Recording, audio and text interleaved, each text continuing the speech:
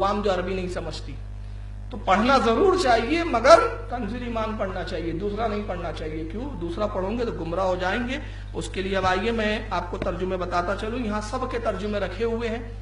چنانچہ آج کی تقریر میں نے جن لوگوں کے ترجموں کو یہاں تقابل کے لیے رکھا ہے، کنزل ایمان کے سے تقابل جن کا ہے، اس میں ایک ہے مولانا اشرف علی تھانوی صاحب کا ترجمہ قرآن ہے، مولانا ابو اعلیٰ مودودی صاحب جماعت اسلامی کا، اس کے بعد مولانا محمود الحسن صاحب جو دیوبند کے ہیں، مولانا فتح محمد جالندری صاحب کا، مولانا وحید الزما صاحب کا، مولانا محمد جناگڑھی صاحب کا، اور جماعت اسلامی کے ایک فہیم صدیقی صاحب کا، اور مولانا عبد الکریم پاریک صاحب جو ہمارے ناگپور کے تھے ان کا، اتنے حضرات کے، اور ایک عبد الماجد دریابادی کا۔ یہ سارے ترجمے یہاں رکھے ہوئے، جس کو بھی شک ہو، حالانکہ بات تو ریکارڈ ہو رہی ہے، بعد میں وہ چاہے تو مل کر ترجمہ قرآن دیکھ سکتا ہے۔ سارے تراجم یہاں رکھے ہوئے ہیں۔ چنانچہ آئیے میں سب سے پہلے ایک آیت پیش کرتا ہوں اور پھر دیکھیں کہ سب لوگوں نے اس کا کیا ترجمہ کیا ہے اور اعلیٰ حضرت رضی اللہ تعالیٰ عنہ کا کیا ترجمہ ہے۔ چنانچہ قرآن عظیم کا پارہ نمبر 4 سورہ آل عمران آیت نمبر 142 اللہ ارشاد فرماتا ہے، ہم حسبتم ان تدخلوا الجنۃ ولما یعلم اللہ الذین جاہدوا منکم ویعلم الصابرین۔ اس کا ترجمہ آپ کن کن حضرات نے کیا کیا؟ آیت نمبر 142 اور سورہ آل عمران پارہ نمبر 4۔ تھانوی صاحب اس کا کیا ترجمہ کرتے سنیے۔ تھانوی صاحب کہتے ہیں، کیا تم یہ خیال کرتے ہو کہ جنت میں جا داخل ہوں گے، حالانکہ ہنوز اللہ تعالیٰ نے ان لوگوں کو تو دیکھا ہی نہیں جنہوں نے تم میں سے جہاد کیا ہو، نہ ان کو دیکھا جو ثابت قدم رہنے والے ہوں۔ یہ ترجمہ کیا ہے؟ پہلے اس کا ایک پس منظر بتا دوں کہ اللہ تعالیٰ ایک خطاب کر رہا ہے اپنے محبوب سے، اور خطاب میں یہ بتایا جا رہا ہے کہ محبوب جو آپ سے محبت کا دعویٰ کرتے اور ایمان کا دعویٰ کرتے ہیں، ان کا جو معاملہ ہے اللہ تعالیٰ نے ان کا بھی امتحان نہیں لیا ہے۔ تو یہاں پر اللہ ارشاد فرماتا ہے، ام حسبتم، کیا تم اس خیال میں ہو، اس گمان میں ہو، ان تدخلوا الجنہ، کہ تم جنت میں داخل ہو جاؤ گے، ولما یعلم اللہ الذین جاہدوا۔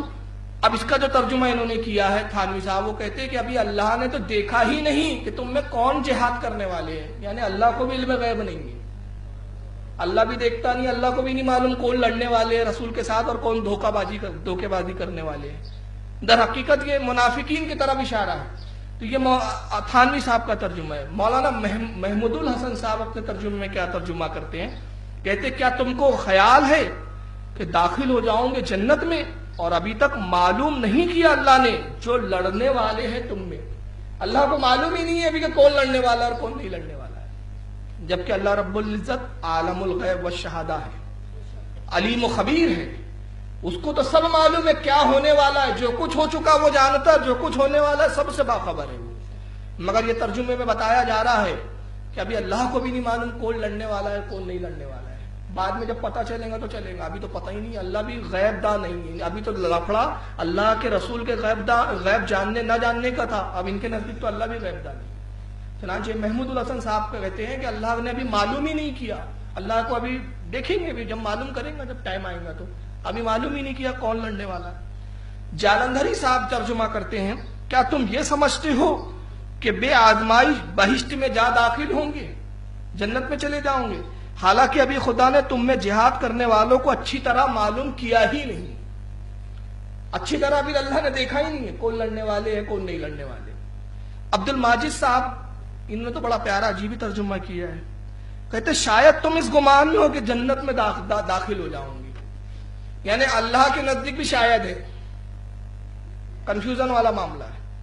اب وہ جنت میں جائیں گے تو ان کا یقین ہے نہیں ہے، اس بارے میں تو اللہ زیادہ واقف ہے، اللہ تو دلوں کے حال جانتا ہے، لیکن ان کے نزدیک شاید یہ استعمال ہو رہا ہے اللہ کہ شاید وہ اس گمان میں، یعنی اللہ کو بھی نہیں پتا کہ وہ کس گمان میں، اللہ بھی نہیں جانتا کہ وہ کس گمان میں۔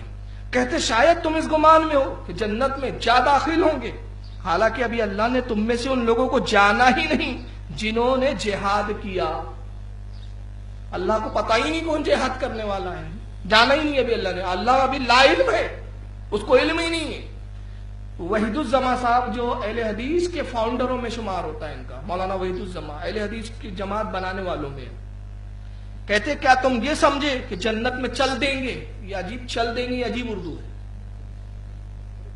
اب یہ کس زمانے کی اردو ہے اللہ جانے، یہ ادب ہے ان کا. کہتے کیا تم یہ سمجھے کہ جنت میں چل دیں گے، اور ابھی تک اللہ نے یہ نہیں دیکھا کہ کون تم میں جہاد کرتے ہیں.